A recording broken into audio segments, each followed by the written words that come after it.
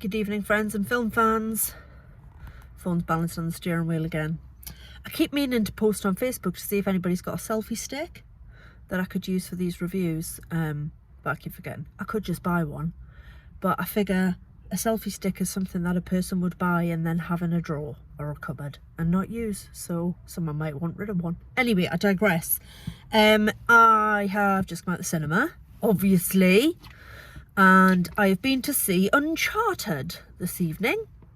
This is a new action adventure treasure hunt film starring Mark Wahlberg and Tom Holland, and it is the story of a young guy called Nate Drake, played by the lovely Tom, who grew up in an orphanage with his brother Sam. They were both fascinated by treasure and stories and maps and things like that.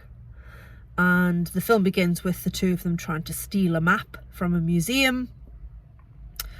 They get caught, and because Sam is older, he's going to get taken away to prison, maybe, or he's going to get into a lot of trouble. So he legs it, and then we fast forward 15 years to Nate as a 25-year-old living in New York, working as a bartender.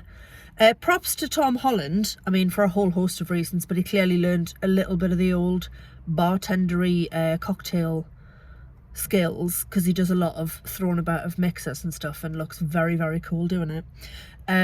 So yeah, he's doing that. He's clearly a bit of a scamp. He's a bit of a pickpocket and that sort of thing. And then a chap called Victor Sullivan, or Sully, played by Mark Wahlberg, enters Nate's life and basically tries to recruit him to a treasure hunting mission. And the rest of the film is that mission to find some lost gold. It's very entertaining. I was going to say it's quite silly. I suppose it is. It's kind of silly. It's not Moonfall silly, but then what is? It's one of those spirited romps across the globe to find some treasure. The story behind how it got lost is well constructed and believable, so I quite enjoyed that. It wasn't too convoluted. And there are keys, and you have to use the keys together, and somebody's got one key and then someone else has got another key, and there's a map and there's a thing, and they go to Barcelona, and then the treasure's not actually in Barcelona, and so on and so forth. There's a lot of double crossing goes on. Nobody really trusts anybody else, and there are a few surprise double crosses that by their very nature they should be a surprise, because it should be somebody that you think isn't going to turn on them and then does. But then once several characters are exposed to be completely untrustworthy, you're then just waiting for them to double cross the next person. But in some cases still a little bit sad when they actually do. It's very watchable. It's stylish. It's not stylish. It looks good. It's pretty to look at. It's got some great locations in it. As I said, around Barcelona, some stuff in New York at the beginning. I'm going to yawn, which Barry Norman never did in the middle of his film programme. And in terms of the lead actors, you've got sort of heartthrobs for each generation. So I don't know how old Antonio Banderas is now, but he must be getting on a bit. Mark Wahlberg's 50, although obviously doesn't look it. Tom Holland is 25 and he's playing 25. Obviously, I know he does look a lot younger, and I saw somebody on Twitter talking about this film saying Tom Holland is too young, and I don't think that's fair. I didn't find him unbelievable in this role. I don't look at him in a film where he's got an American accent and automatically say Peter Parker, because that's not the character he's playing.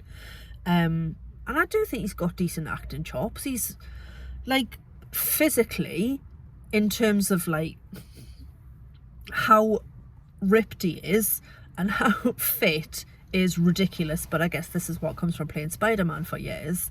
What I did like was, although they show you in a bit of a montage him doing some pull-ups and stuff and sort of showing off how strong he is, there are still several scenes and several action sequences whereby, on the one hand, yes, he can jump up the side of a building and catch hold of a ladder and pull himself up. That's totally believable. But also in fights, he just get knocked on his arse quite a lot. Like, he can hold his own in a fight, but he does lose his balance, fall over things, just get caught off guard. So I kind of like that obviously there was a lot of stuff in this film where you've got to suspend disbelief and just, you know, go with it. But I did like that they made him a little bit more believable, where yes, he was fit and strong and he could jump over things and climb up things, but he could also get, like I say, just caught off guard and knocked on his backside, which was quite enjoyable. The banter between Holland and Wahlberg is very watchable. I do like Mark Wahlberg. I know he plays versions of the same character, but sometimes I don't mind that. If the character they play is likeable, although Sully's a bit shifty, yeah, I've got no problem with it. He does that thing that he does where he's a bit smart and a bit wisecracky and a bit raised eyebrow, but he's very good at it, and I do find him likeable and watchable. And like I say, he does look absolutely cracking for 50. He'll be 51 this year. So yeah, him and Tom Holland make a good pair in the leads. As I said, it's got Antonio Banderas in. The female leads are very good. Their names escape me, which is really annoying because I just looked them up. One of them is Sophia Ali, who plays Chloe, and then Braddock is played by, I didn't know the actress and I've just looked her up and forgotten her name, which makes me a terrible film critic, but I'm also a film critic who does our reviews in a car park while balancing a phone on a steering wheel, so clearly we haven't got very high production values here, have we? And if I was an actual film critic, I would have notes. So apologies to the actress who played Braddock for the fact that I've forgotten your name. You're never going to see this, so it doesn't really matter. It was very enjoyable. It whipped along nicely. I think it was about 2 hours, all things considered, but it was well paced.